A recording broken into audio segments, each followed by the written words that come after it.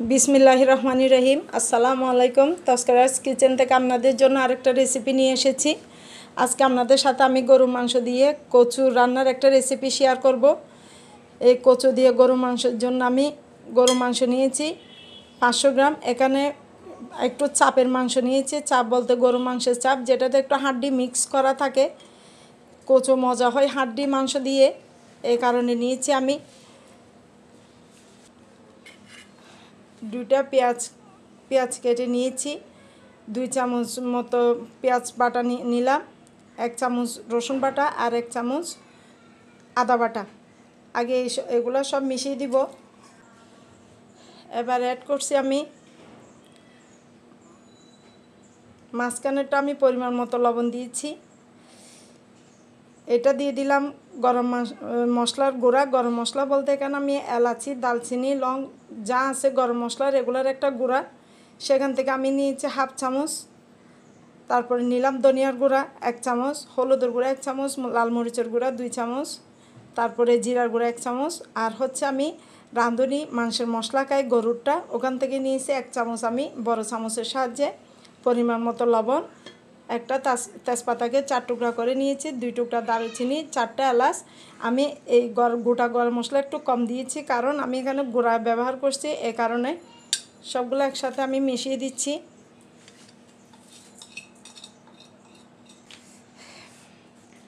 আপনারা আমার ভিডিওটা যদি শুরু করে থাকেন, প্লিজ একটা লাইক দিয়ে আমার রেসিপিটা কন্টিনিউ করবেন।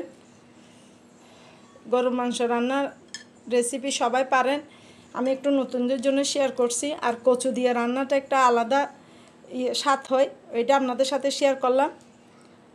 এবার একটু পরিমাণ মতো রান্নার রেগুলার সয়াবিন তেল মিশিয়ে দিচ্ছি।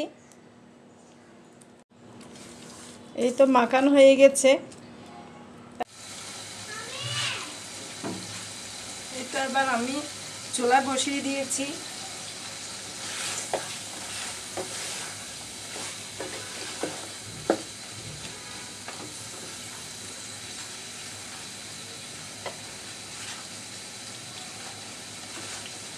অল্প হাতে মাখা পানি দিয়ে দিচ্ছি সামান্য পরিমাণে।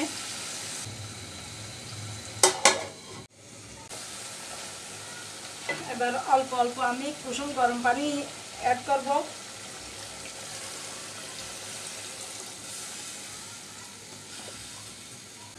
গরু মাংস সিদ্ধ হতে একটু সময় লাগবে, এরকম কিছুক্ষণ পর পর নেড়ে চেড়ে পানি শুকিয়ে গেলে অল্প পানি দিয়ে সিদ্ধ করে নিতে হবে। এই তো গরু মাংস আমার 80% সিদ্ধ হয়ে গেছে। পর্যায়ে আমি কচু অ্যাড করে দিব। কচুটা আমি আপনাদের সাথে শেয়ার করছি, আমি ফ্রোজেন করে রেখেছিলাম, একটু হলুদ আর লবণ দিয়ে জুস দিয়ে রেখেছিলাম। জুস বলতে একটু সিদ্ধ করে আমি ডিপে রেখে দিয়েছিলাম। এগুলো হচ্ছে কচুর মাথি, লম্বা করে দিয়েছি। কচুর মাথিগুলো একদম নরম হয়, এগুলো মাছ দিয়ে রান্না করে খাওয়া যায়, গরু মাংস, মুরগি মাংস সবগুলোতে দিয়ে খাওয়া যায়। আর বাকিগুলোকে একটু অন্যভাবে পিস করেছি, আমি দুই দিক থেকেই দিব।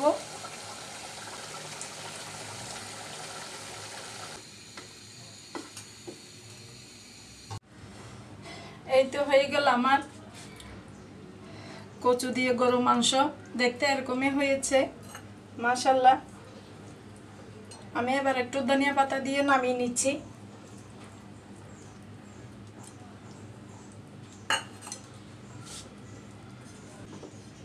আমি ঝোলের পরিমাণটা এতটুকুতেই রাখবো, একটু পাতলা ঝোল ভালো লাগে আমার থেকে কচু দিয়ে।